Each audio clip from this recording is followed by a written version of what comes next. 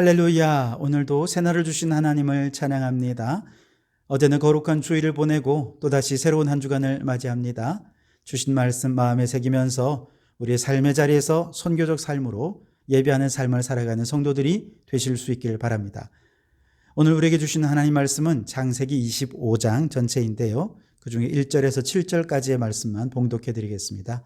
하나님의 말씀을 경청하시기 바랍니다. 아브라함이 후처를 맞이하였으니 그의 이름은 그두라라. 그가 시므란과 욕산과 무단과 미디안과 이스박과 수아를 낳고 욕산은 스바와 드단을 낳았으며 드단의 자손은 아수르 족속과 루두시 족속과 루미 족속이며 미디안의 아들은 에바와 에벨과 하녹과 아비다와 엘다안이 다 그두라의 자손이었더라. 아브라함이 이삭에게 자기의 모든 소유를 주었고 자기 서자들에게도 재산을 주어 자기 생전에 그들로 하여금 자기 아들 이삭을 떠나 동방 곧 동쪽 땅으로 가게 하였더라. 아브라함의 향년이 175세라. 아멘. 오늘도 이 말씀을 통해 우리에게 주시는 하나님의 음성을 듣게 되기를 바랍니다. 자, 오늘 말씀에서는 아브라함이 이제 죽음을 맞이하는 내용인데요, 아브라함의 죽음에 앞서서 갑자기 후처 이야기가 나옵니다. 학자들도 이 내용을 보면서 굉장히 당황한 것 같습니다. 왜냐하면 앞서 아브라함이 100세가 되었을 때 그 몸은 이미 죽은 것 같았다, 이제 그렇게 말씀하지 않습니까? 그래서 이삭을 낳은 것도 정말 기적인데, 이삭이 40세에 결혼을 했으니까 이미 이때가 되면 140세가 넘은 나이에 죽음을 앞두고 후처를 두고 아이를 이렇게 많이 낳는 건 상식적으로 이해하기가 쉽지 않은 일이죠. 물론 하나님께서 하신다면 불가능이 없다라고 그냥 그렇게 얘기하고 끝내면 특별히 고민할 이유는 없겠습니다만, 근데 문제는 하나님께서 굳이 그렇게 엄청난 기적을 행해야 할 특별한 이유가 없다는 것이죠. 이삭처럼 약속의 자녀를 주시겠다는 그 약속을 이루기 위해서라면 기적이 필요하겠지만, 후처를 통해 낳은 자녀들은 그저 생육하고 번성하라는 하나님의 축복을 이루는 것 외에는 다른 이유가 없지 않습니까? 그런 면에서 아마도 후처를 둔 것은 사라가 죽기 전 아직 기력이 왕성했을 때였을 가능성이 큽니다. 성경은 역사의 순서대로 기록된 것이 아니니까 모세가 아브라함에 대해 약속의 자녀 이삭을 중심으로 자세히 기록한 후에 그래도 아브라함에게 또 다른 자녀들이 있었다는 사실을 기록하지 않을 수 없으니까 마지막에 후처와 자손들에 대해 지나가듯 이렇게 기록해 놓은 것이 아닐까, 학자들은 그렇게 추측하시는 분들이 있습니다만, 자, 만약에 그렇다면 마지막 부분에 후처와 그 자녀들에 대해 기록한 이유는 뭐냐?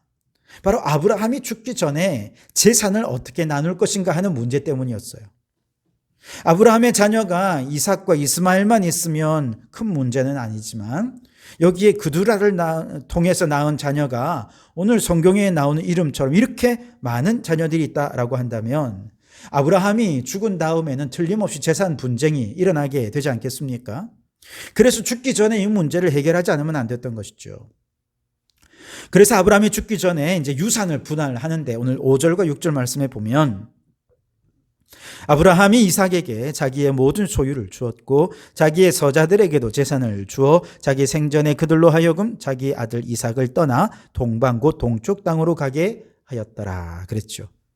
사후에 있을지 모르는 불화를 제거하기 위해서 이삭에게 자신의 유일한 상속자임을 분명히 밝히고, 다른 아들들은 이제 적당한 재산을 선물로 나누어 주어서 동쪽 먼 곳으로 떠나게 했습니다. 특히 하나님께서는 이 가나안 땅 전체의 소유권을 이삭의 후손에게 주시기로 약속하셨기 때문에 다른 자녀들에게는 아마 섭섭치 않은 재물을 주어서 멀리 보내는 거, 이건 어쩔 수 없는 일이었을 거라 생각합니다. 그런데 본문에는 이제 이스마엘에게 무엇을 주었는지는 나오지 않잖아요. 좀 지나서 17절에 보면 힌트가 나오는데요, 이스마엘은 향년이 137세에 기운이 다하여 죽어 자기 백성에게로 돌아갔고 라고 기록되어 있습니다. 근데 이 본문을 원문으로 해석해 보면 이렇게 기록하고 있어요. 깔뱅이 주석에 이렇게 썼는데요, 그 모든 형제의 맞은편에 거하였더라, 그렇게 기록하고 있습니다. 다시 말해서 이스마엘은 형제들의 맞은편에 거주하다가 수명이 다해서 죽었는데 그 나이가 137세였다 하는 것이죠. 그런데 이스마엘이 거주했던 그 지리적 위치는 이스마엘이 형제들과에 대해 가지는 관계의 위치에 대해 상징적인 의미를 나타내는 것이기도 했다는 것이죠.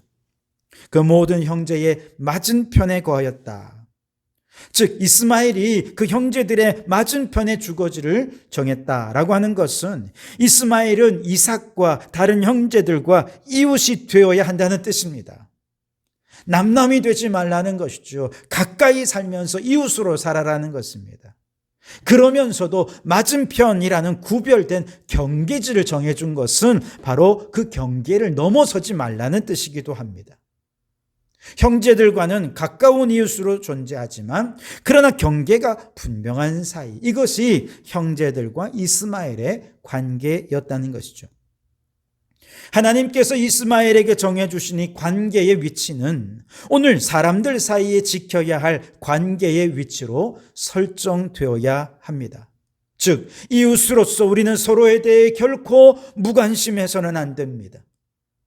그러나 지나친 관심으로 서로의 경계를 허물고 경계선 안으로 침범해 들어가서도 안 되는 것이죠.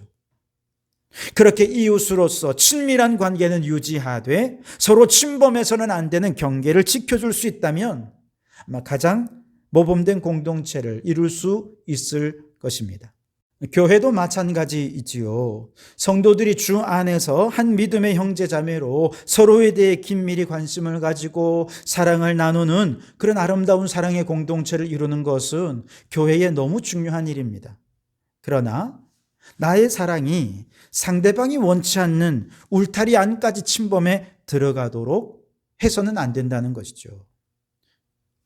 많은 경우 사랑이라는 이름으로 상대방이 원치 않는 경계선을 넘어 개인과 가정의 사생활에까지 침범해 들어가면서 상대방의 인격을 무시하고 사랑이라는 이름으로 상처 주고 사랑이라는 이름으로 아픔을 주어서 그만 공동체가 와해되고 마는 그런 원인을 제공하게 되기도 한다는 것이죠.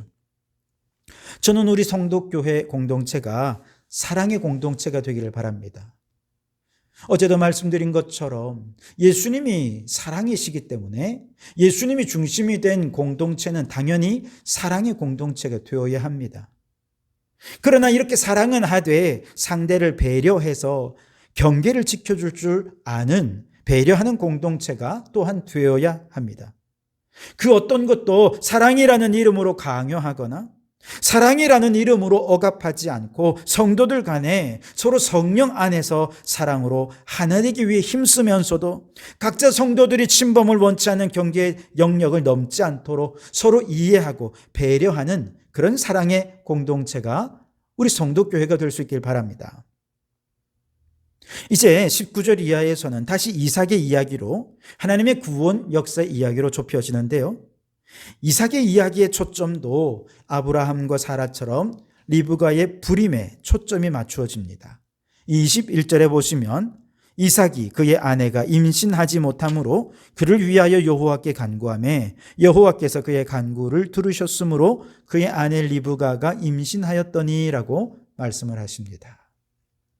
리브가가 불임을 하게 된 기간도 그저 3, 4년 정도가 아니에요. 자그마치 20년 동안이나 불임의 시간을 보냅니다.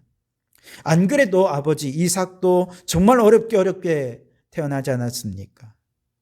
그런데 이삭이 결혼한 지 무려 20년 동안이나 아이를 갖지 못했으니 얼마나 두 사람 마음이 힘들었겠습니까? 그런데 이삭은 이 문제에 대해 어떻게 대처해야 되는지 방법을 이미 터득했습니다.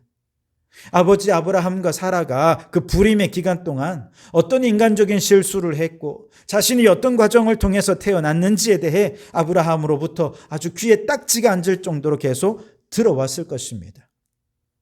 그래서 이삭은 똑같은 실수를 범하지 않기 위해 지혜롭게 믿음으로 행동했어요. 그 지혜로운 믿음의 대처가 뭐냐? 바로 이삭이 그를 위하여 여호와께 간구하매라는 것입니다. 기도하는 것이었다는 거예요. 신앙의 1세대는 좌충우돌하죠. 처음이기 때문에 뜨거운 가슴은 있어도 어려운 일을 만나면 좌절도 하고 또 실수도 많이 하죠. 그렇게 좌충우돌하며 신앙의 기초를 닦아두면 그 다음 세대는 훨씬 수월합니다.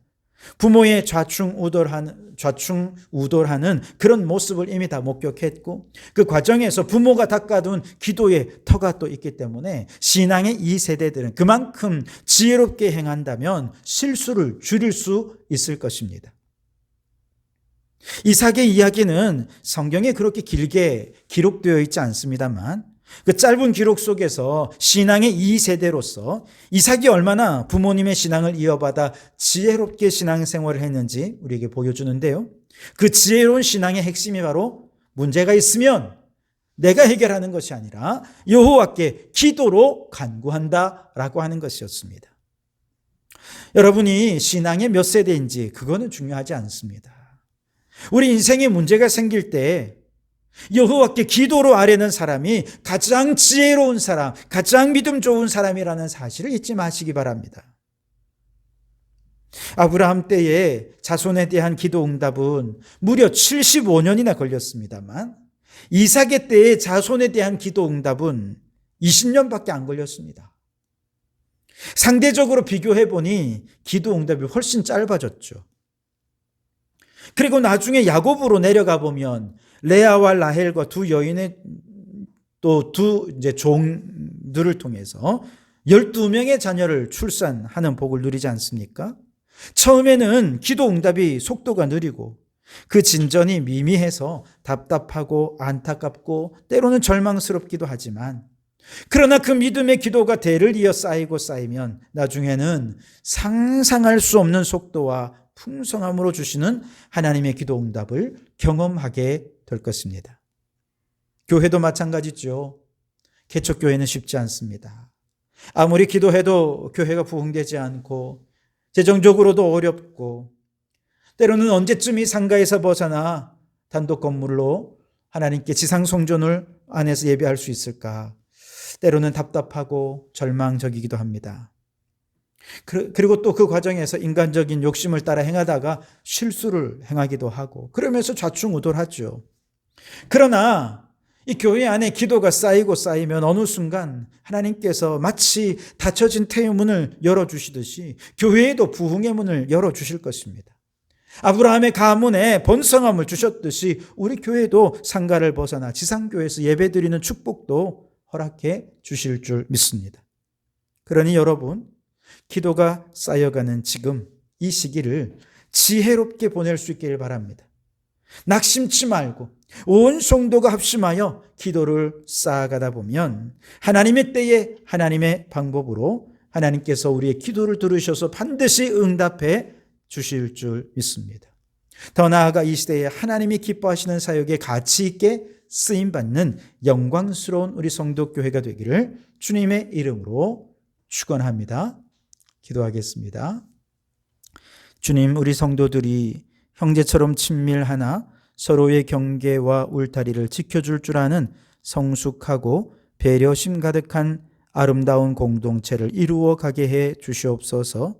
주님, 우리 교회가 지금은 비록 부흥을 잉태하지 못하는 불임의 시기이지만 기도가 쌓이고 쌓이면 어느 날 하나님께서 반드시 부흥케 하시고 이 시대에 하나님의 영광을 위해 쓰임받는 교회가 되게 해 주실 줄 믿습니다.